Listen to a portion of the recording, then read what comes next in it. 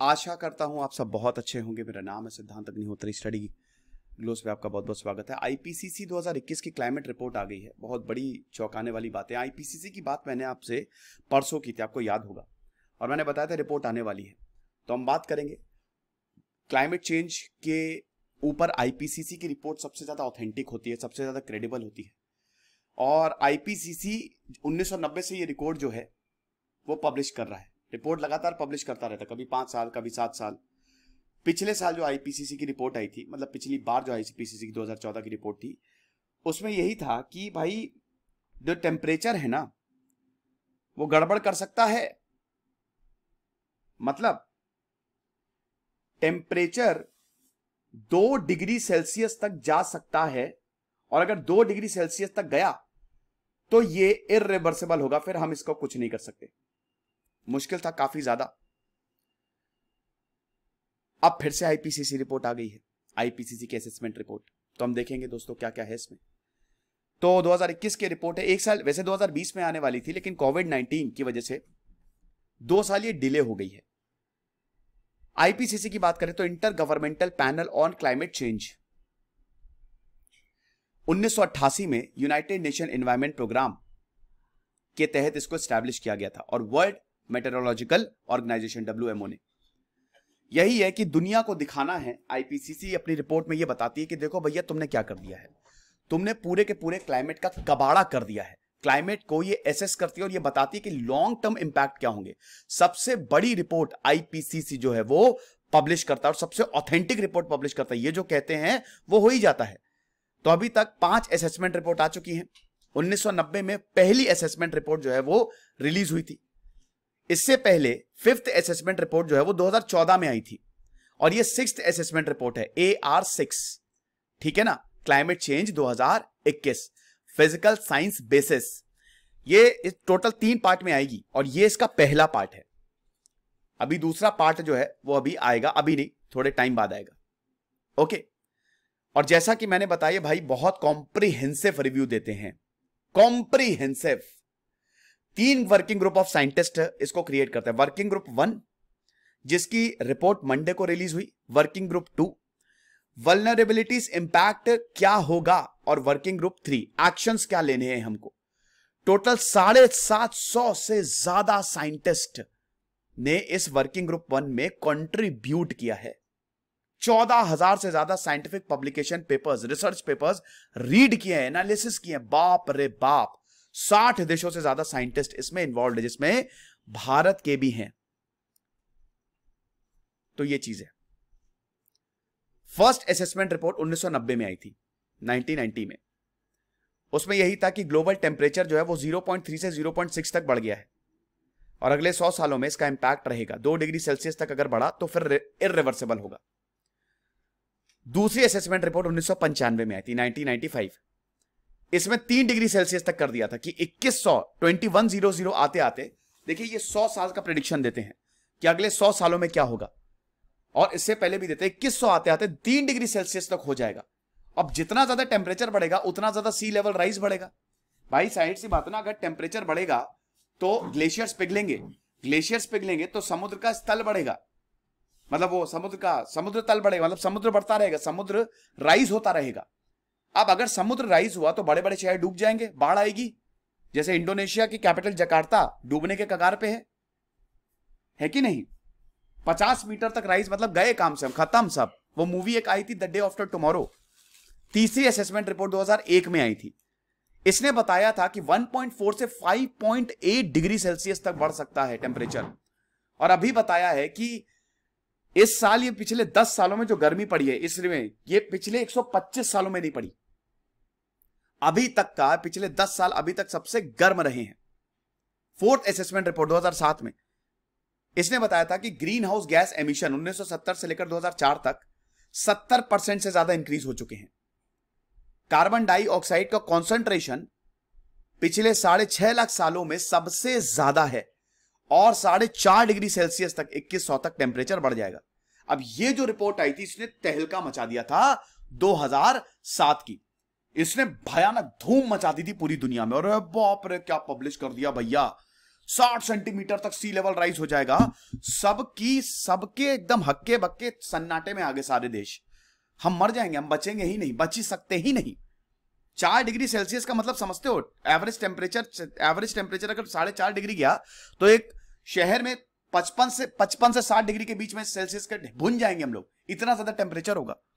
गर्मी पड़ेगी तो इतनी गर्मी की क्या बताएं, सर्दी पड़ेगी तो इतनी सर्दी, बारिश होगी तो बारिश, हम बचेंगे ही नहीं, हमारा अस्तित्व ही नहीं बचेगा। यानी कि अगले 100 सालों में हम खत्म हो जाएंगे। इसीलिए फोर्थ असेसमेंट रिपोर्ट 2007 में, इसके बाद देश बहुत ज्यादा गंभीर हुए कि यार बड़ी गड़बड़ हो सकती है, बहुत गंभीर हुए। फिर पेरिस क्लाइमेट डील आई, फिर बोला कि सारे देशों को भैया 2 डिग्री सेल्सियस तक, मतलब 1.5 डिग्री तक सबको लिमिट करना है, दैट्स इट, इससे ज्यादा नहीं। ऐसा था। और इसीलिए इस रिपोर्ट को नोबेल प्राइज मिला। याद रखिएगा, इसको नोबेल पीस प्राइज मिला था इस आईपीसीसी को। तो अगर ये सवाल आता है तो आप इस सवाल, मतलब ये फोर्थ असेसमेंट रिपोर्ट थी जो 2007 में आई थी। फिफ्थ असेसमेंट रिपोर्ट आई 2014 में। उसमें भी बताया कि 8 लाख साल में हमारा जो एटमॉस्फेरिक कंसंट्रेशन हो गया है कार्बन डाइऑक्साइड का, 8 लाख साल में इस समय सबसे ज्यादा है। और 2100 तक 4.8 डिग्री सेल्सियस तक हो सकता है, एवरेज टेम्परेचर इतना बढ़ सकता है। अभी 2021 में क्या बोला है कि वही है कि सबसे पहले तो भैया क्लाइमेट चेंज से बहुत ज्यादा खतरा है हमको। Global temperature already 1.1 degree Celsius तक राइज कर चुके हैं प्री इंडस्ट्रियल लेवल के टाइम्स, मतलब 17 सेंचुरी से पहले, जब इंडस्ट्री नहीं लगी थी। इंडस्ट्रीज लगेंगी तो बहुत सारी carbon dioxide, methane, green house gases जो है वो एमिट होंगी। और ये बोला है कि 2040 तक 1.5 डिग्री सेल्सियस आसानी से क्रॉस हो जाएगा। खतरनाक। तो 2015 के पेरिस के एग्रीमेंट में क्या था, सारे देशों ने इसको साइन किया था कि हमको 1.5 डिग्री तक लिमिट करना है, दैट्स इट। 2 डिग्री से ऊपर नहीं आना है और 1.5 डिग्री तक कुछ भी करके लिमिट करो। भारत का बहुत अच्छा योगदान रहा। अमेरिका और चाइना सबसे ज्यादा ग्रीन हाउस गैस एमिट करते हैं। 2 डिग्री सेल्सियस तक अगर टेम्परेचर बढ़ता है तो इररिवर्सिबल है, फिर आप पीछे नहीं मुड़ सकते और इंसान सर्वाइव नहीं कर सकते, स्पीशीज सर्वाइव नहीं कर सकते। और ये हमारी वजह से हुआ, याद रखिएगा। हमने जो क्लाइमेट का कबाड़ा, आपको क्या लगता है हमारी औकात है? हमारी 2 कौड़ी की औकात नहीं है। भूल जाओ। इंसान अपने ऊपर समझना बंद कर दे, तुम कुछ भी नहीं हो बे, तुम हो ही नहीं कुछ, समझ लो, नेचर के आगे। पता है क्यों? क्योंकि नेचर एक चुटकी बचाएगा ना। अभी कोविड ने देखो बैंड बजा दी, उसको कुछ नहीं करना है, नेचर अपने आप बैलेंस कर लेगा। उसको क्या है भाई, फ्लड आ जाए, खत्म हो जाओगे। बाढ़ आ गई, देश डूब गए, शहर डूब गए, खत्म हो जाओगे। गर्मी पड़ेगी, लोग मरेंगे, क्या उसको कोई फर्क नहीं पड़ता भैया नेचर को। हमको फर्क पड़ेगा। हमने अपने लिए ही गड्ढा खोद लिया, अपने लिए कब्र खोद ली है, और ये अभी तक हम नहीं समझ रहे हैं। लेकिन जब बारिश होती है ना, ऐसे अरे छड़, जब बोलते हैं कि भाई थोड़ा सा शॉपिंग ध्यान से करो, थोड़ा ऐसी आदतें लगाओ जिससे हमारा क्लाइमेट जो है वो बर्बाद ना हो, अरे है छड़ है, क्या है, 1 डिग्री तो बढ़ेगा। फिर जब बारिश होती है और बारिश रुकी नहीं रही है, बाढ़ आ गई है, घर में पानी आ गया है, इतनी गर्मी हो रही है, तब आपको पता चलता है। तो ये जो हीट वेव्स है ना, ह्यूमिड हीट स्ट्रेस, ये और ज्यादा इंटेंस होने वाला है। भयानक हीट वेव्स जो है वो जनरेट होंगी, मॉनसून चेंज होगा, और आप समझिए कि बारिश बहुत ज्यादा होने वाली है। कोल्ड एक्सट्रीम डिक्रीज हो गया, यानी कि ठंड कम पड़ेगी, गर्मी ज्यादा पड़ने वाली है, और ये आने वाले सालों में प्रेवलेंट रहेगा। एरोसॉल का प्रेजेंस जो है वो बढ़ेगा। पार्टिकुलेट मैटर जो कि बहुत छोटे होते हैं, पीएम जिसको बोलते हैं ना, PM 2.5, इतने छोटे होते हैं जो इंसान के अंदर घुस जाएंगे।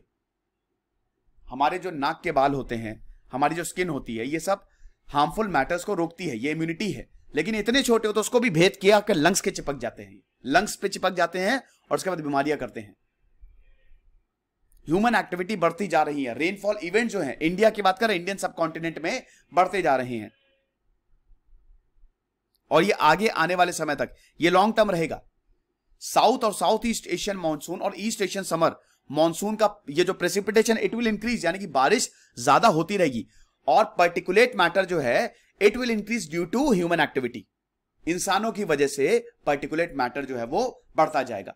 ग्लोबल वार्मिंग भी ह्यूमन एक्टिविटी के कारण जो है वो हो रही है। सबसे इंपॉर्टेंट कि ग्लोबल वार्मिंग जो है ह्यूमन इन्फ्लुएंस के कारण हो रही है, और ये अब पूरी तरीके से स्टैब्लिश हो चुका है, और अब हम पीछे नहीं जा सकते। अगर हम 1.5 डिग्री सेल्सियस तक भी इसको लिमिट कर दें, तब भी एक्सट्रीम वेदर इवेंट, फ्लड्स हो गए, बारिश हो गई, गर्मी हो गई, ये होगा।